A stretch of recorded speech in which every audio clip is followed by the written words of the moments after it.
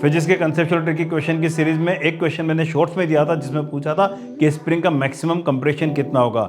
इस क्वेश्चन का सॉल्यूशन काफ़ी इंपॉर्टेंट है क्योंकि ये आइडिया बहुत सारे क्वेश्चन लगता है। चलो पहले क्वेश्चन समझते हैं।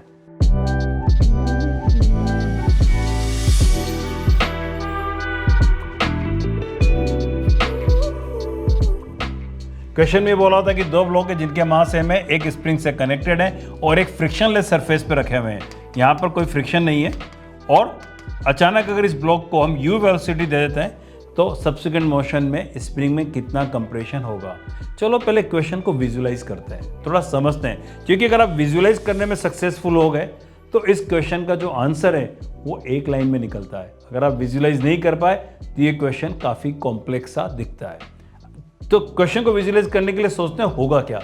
देखो अभी इस टाइम पर इस वाले ब्लॉक की वेलोसिटी 0, इसको दिया हमने u वेलोसिटी, पीछे वाला ब्लॉक तेज चल रहा है, आगे वाला वेलोसिटी अभी इस मोमेंट पर 0 पर है, तो क्या होगा, ये थोड़ा आगे बढ़ेगा, स्प्रिंग को थोड़ा सा कंप्रेस करेगा, स्प्रिंग में कंप्रेशन आएगा तो उसकी वजह से इस वाले ब्लॉक को पीछे की तरफ, इस वाले ब्लॉक को आगे की तरफ फोर्स लगेगा और जैसे आगे की तरफ फोर्स लगेगा इस ब्लॉक की वेलोसिटी बढ़ना शुरू होगी। कहाँ से? 0 से।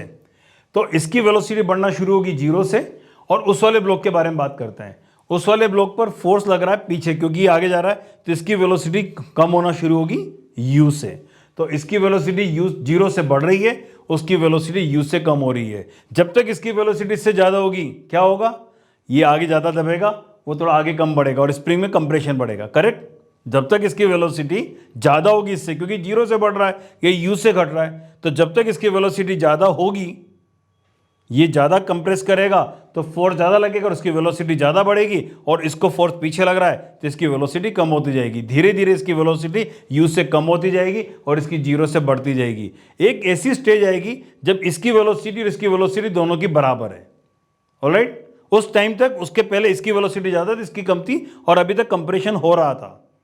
अब जैसे वेलोसिटी बराबर हुई, इसके अगले मोमेंट पे क्या होगा, इसको फोर्स इधर लग रहा है तो इसकी वेलोसिटी बढ़ेगी और इसकी वेलोसिटी, इसको फोर्स लग रहा है, इसकी घटेगी।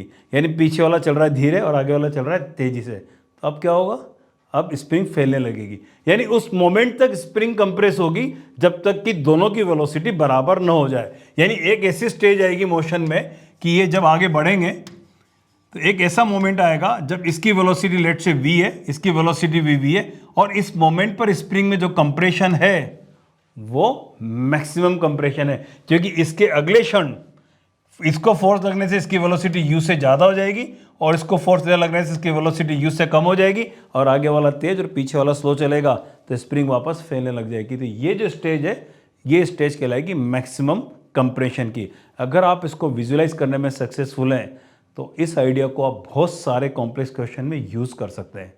क्वेश्चन अब बहुत सिंपल है, बाहर से सिस्टम पे कोई फोर्स नहीं लग रहा है तो एक कंजर्वेशन ऑफ मोमेंटम लगेगा इस पूरे सिस्टम पर। इसका मोमेंटम शुरू में mu प्लस इसका 0 और इसका mv प्लस mv है। यानी ये जो वेलोसिटी होगी जब मैक्सिमम कंप्रेशन होगा तो वेलोसिटी होगी u/2 और इस सिस्टम पे कोई एक्सटर्नल फोर्स लग नहीं रहा है तो कंजर्वेशन ऑफ एनर्जी लगेगा।